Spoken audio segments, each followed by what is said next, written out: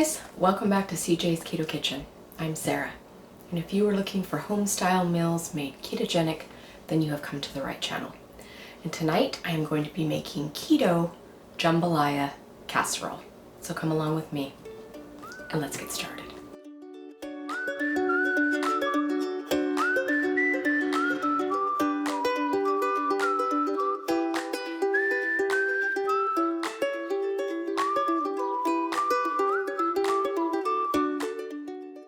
So if you're unfamiliar, jambalaya is a southern favorite, usually done in the Cajun or Creole style, and it usually has things like smoked sausage and shrimp, and it's usually filled with rice. So I'm going to be substituting cauliflower rice for this dish, but we are still going to be using all the traditional southern flavors for this casserole. Let's go ahead and get started.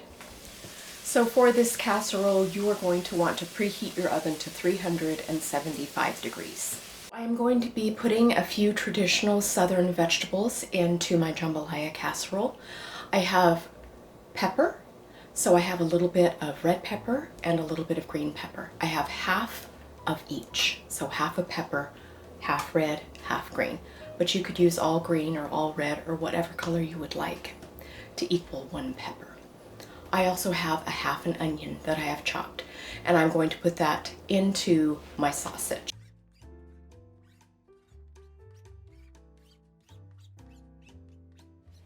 If you wanted to add a little bit of chopped celery here, you could also do that. That is considered the Holy Trinity down south, or the similar equivalent to mirepoix, which is usually like carrots and onions and celery.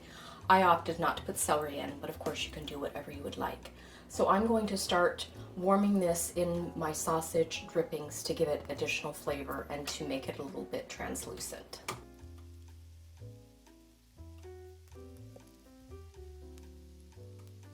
So to act as the rice component in our jambalaya casserole, I am going to be using cauliflower rice to keep this dish low carb. I want about 5 cups of riced cauliflower, and I have already steamed mine. I do recommend using a frozen product for several reasons. One is the accessibility. Most grocery stores have it now. The freshness and the ease, so that you're not chopping up cauliflower. And the third reason is cost. It's usually about $1.28 for a bag. So I'm just going to work this into our meats and our veg so that it will take on the flavor of the andouille sausage and of our onions and peppers. And we're just going to let this saute for a few minutes just to take on some flavors.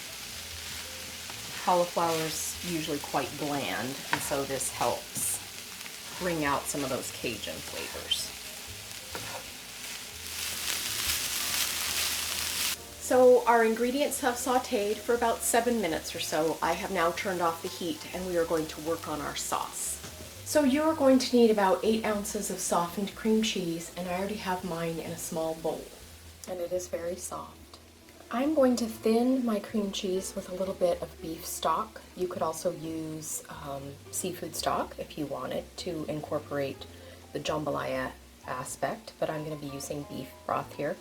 And I have about 2/3 of a cup, and I don't think I'm going to use all of that. I'm going to put in about 1/3 of a cup and start stirring and see how this incorporates. We just want to get our cream cheese a little incorporated.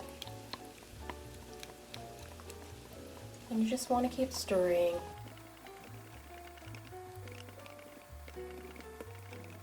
Okay, I'm going to add just a bit more. So probably about 1/2 cup of broth total.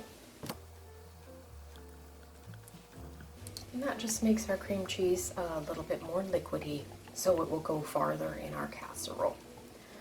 Now comes the fun part, and we are going to be adding all of our Cajun and Creole seasonings to make this a true jambalaya flavored casserole. So I have about 2 teaspoons of Creole seasoning here, and you can use any kind that you want. I have multiple kinds. I do enjoy Cajun seasonings. They come in multiple varieties, even store brands have them. Use whatever you'd like. Generally, they're not overly spicy, but of course you can do this to your personal taste. I'm an aggressive seasoner, but not everyone is that way, so definitely control the seasonings based on your preferences. So I'm putting about 2 teaspoons in.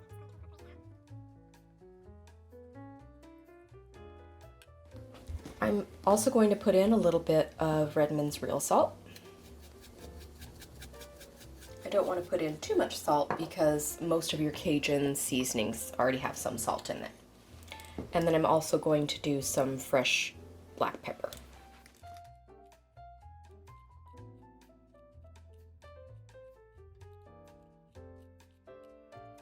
I'm just going to whisk that around.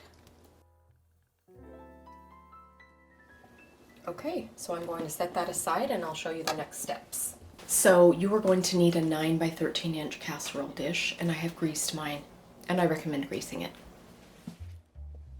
So I am going to take the ingredients from our skillet and put them in the casserole dish.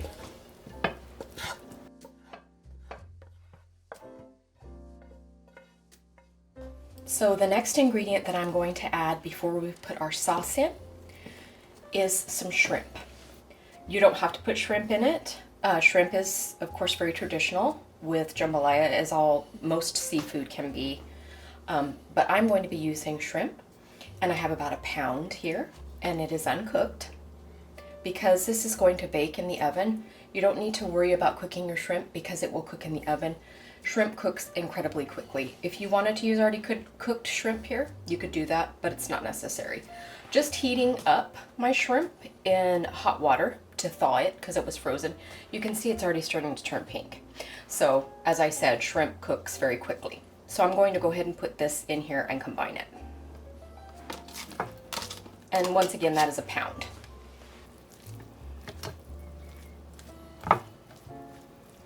Okay, I am going to go ahead and put our sauce on and combine it well.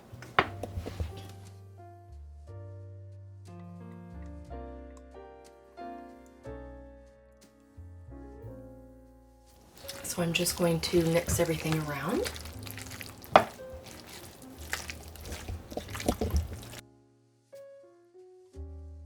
Okay, so we have given our casserole a nice spicy, creamy base. So the last ingredient that I'm going to be putting in is a bit of cheese.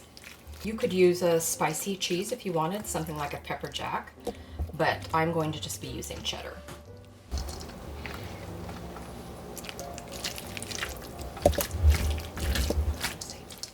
So I have about 1.5 cups of cheese here, and I'm just combining some of it in, and then I'm going to sprinkle just a bit more on top.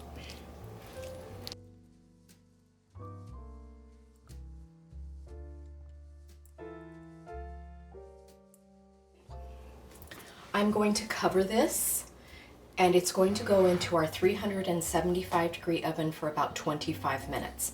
I'm then going to remove the foil and cook it for about 10 minutes more.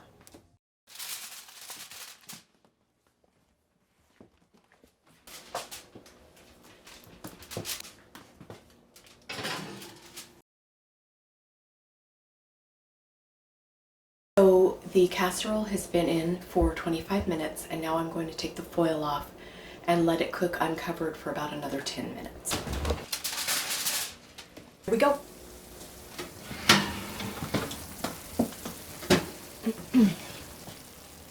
There it is.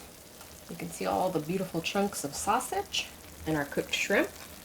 So with all casseroles, I recommend that you let it sit there for about 10 to 15 minutes and cool off a little bit. It's easier to get it out of the pan, and everything has a chance to sit up. All right, so we're going to do the taste test for the jambalaya casserole. You know, most folks don't know that we film these videos right after I get off work, and then when we have a main dish, it is our dinner. Yes. So it's kind of late for us eating, so we brought you to our house so you can see us. Because we're hungry. Yeah, and we we're want to hungry eat. and we want to eat. And it's later than we normally All right, eat. so let's talk about what we think of it. So I got more sausage that time. I like the flavor of the sausage. It's very good. It's got good seasoning. Yeah. But I do think this will be, like most casseroles, something that gets better as it sits. Almost all casserole. I really haven't met a casserole that doesn't get better with time. Yep. That's why I like them so much. And the shrimp stayed tender. It's nice and tender. Yeah, they are. Yeah, I think it's good. And, you know, I can't remember the last time I had jambalaya. So I've never had it. You never had it? I can't remember the last time I had it. It's been, I mean, I've had it before, but I think this is a nice change up for your everyday, you know, keto recipes. And it has good flavor. It's not too spicy. I don't think that this was that hard to make. No, it wasn't.